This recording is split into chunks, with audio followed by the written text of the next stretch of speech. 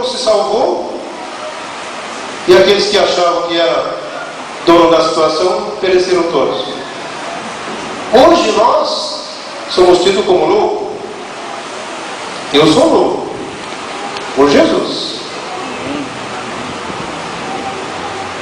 Quando nós estamos em uma roda conversando a respeito de Jesus, começa a dar ao louco lá. Mas irmãos, é que eles não entendem.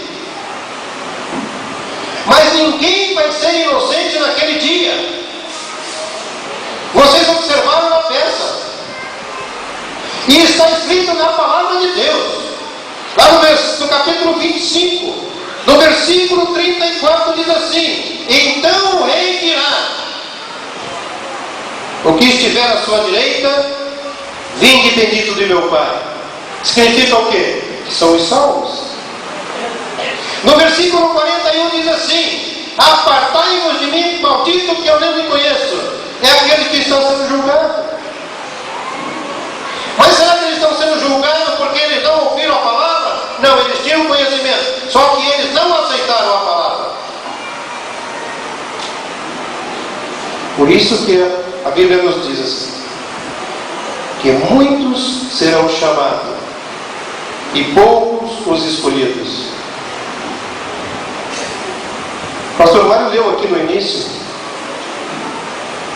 um capítulo que eu gosto muito, em Apocalipse 3:11. Guarde o que tem, para que ninguém tome a tua coroa.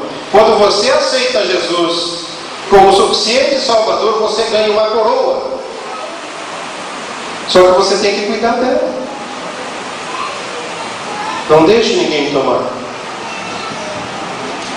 Como disse o Felipe, não vai para a balada, Felipe, senão você perde a sua coroa. Tá?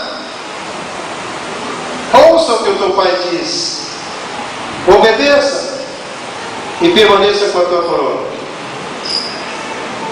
Né, Michel? Nada de xenhenhen. Isso não funciona. A palavra está dizendo, irmãos, guarda o que tem para que você não perca a salvação. Jesus te escolheu. Jesus programou essa festa para que nós estivéssemos aqui nesta noite. Sabe que isso aqui já não estava programado por ele?